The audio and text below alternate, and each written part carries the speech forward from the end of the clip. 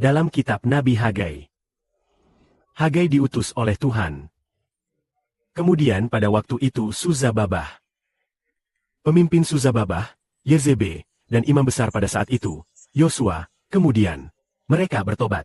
Lalu mereka membangun bait Allah. Mereka mulai meletakkan dasar. Setelah meletakkan dasar, Tuhan mulai memberkati mereka sejak saat itu. Mari kita baca. Ketika mereka membangun dasar bait Allah, Tuhan berkata mulai hari ini, aku akan memberkati. Tuhan berkata, mulai hari ini.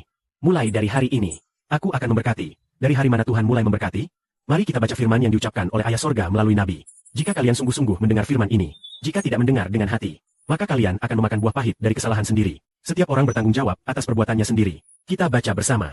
Sekarang kalian harus introspeksi. Mulai hari ini, renungkan masa lalu. Pada saat bait Tuhan belum ada batu yang diletakkan di atas batu lainnya. Bagaimana keadaan kalian saat itu?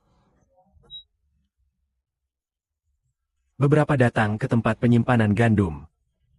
Mereka berharap mendapat 20 ukuran gandum, tapi hanya mendapat 10 ukuran. Di tempat pembuatan anggur, berharap mendapatkan 50 tong anggur, tapi hanya dapat 20 tong saja.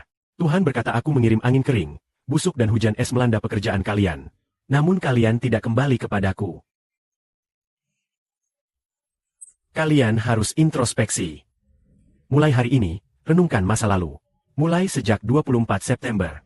Sejak pondasi bait Tuhan. Sejak Tuhan, pondasi baitnya diletakkan. Sejak hari peletakan batu pondasi bait, kalian harus periksa, adakah benih di gudang? Apakah pohon anggur, pohon buah, buah delima, pohon zaitun belum berbuah? Mulai hari ini, aku akan mengalahkan. Saudara dan saudari Liusing, dengar ya, mulai dari hari mana Tuhan mulai mengalahkan? Mulai hari peletakan pondasi bait Tuhan. Dia mulai mengalahkan. Namun, sebelum pondasi bait Tuhan dibangun, Tuhan hanya mengutuk. Bagaimana cara mengutuk? Tuhan memerintahkan angin kering, hujan es untuk melanda mereka. Setelah dilanda, mereka tetap tidak bertobat. Tetap saja hanya melakukan urusan sendiri. Tidak melanjutkan membangun bait Tuhan. Kemudian, setelah desakan diberi, pada 20 September, tahun kedua Raja Darius, tepat 24 September, mereka mulai bekerja. Membangun bait Tuhan. Mereka mulai meletakkan pondasi. Tuhan berkata mulai hari itu, aku akan memberkati. Lihat saudara dan saudari.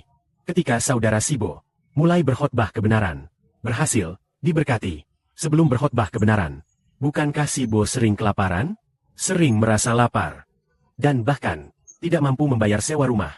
Lalu, setelah mulai berkhotbah kebenaran, tidak lama. Setelah sekitar 10 hari, setelah mulai berkhotbah, ada seorang saudari, menyumbang 200 yuan. Saudari Suying memberikan sumbangan 200 yuan itu. Sejak itu hampir tidak kekurangan. Tidak pernah kekurangan. Selalu cukup. Dan bahkan berlebih. Dan saudara dan saudari yang bekerja bersama selalu cukup makan dan pakaian. Kenapa demikian? Karena mereka mulai membangun bait Tuhan. Mulai bekerja. Tuhan memberkati. Jadi saudara-saudari juga bisa merenungkan perilaku kalian sendiri. Saudara-saudari yang sungguh-sungguh melayani Tuhan bersama-sama. Dengan sepenuh hati berjaga-jaga dan berdiskusi. Bertekad mengatakan, sehari harus menggunakan 2 jam atau lebih untuk bergiliran berjaga. Saudara-saudari, pikirkanlah. Sejak saat itu Tuhan, apakah mulai memberkati pekerjaan saudara-saudari? Apakah membuat saudara-saudari tidak kekurangan apapun? Apakah sudah menjanjikan saudara-saudari kedudukan yang terhormat di masa depan? Mengizinkan saudara-saudari menjadi pengantin baru Tuhan. Anak yang terhormat ini, pasti berkat perjanjian lama. Belum lagi perjanjian baru. Seperti langit yang tinggi di atas bumi. Dengan begitu perjanjian baru jauh lebih tinggi dari perjanjian lama. Seperti langit yang jauh lebih tinggi dari neraka. Orang-orang perjanjian lama mendapatkan berkat.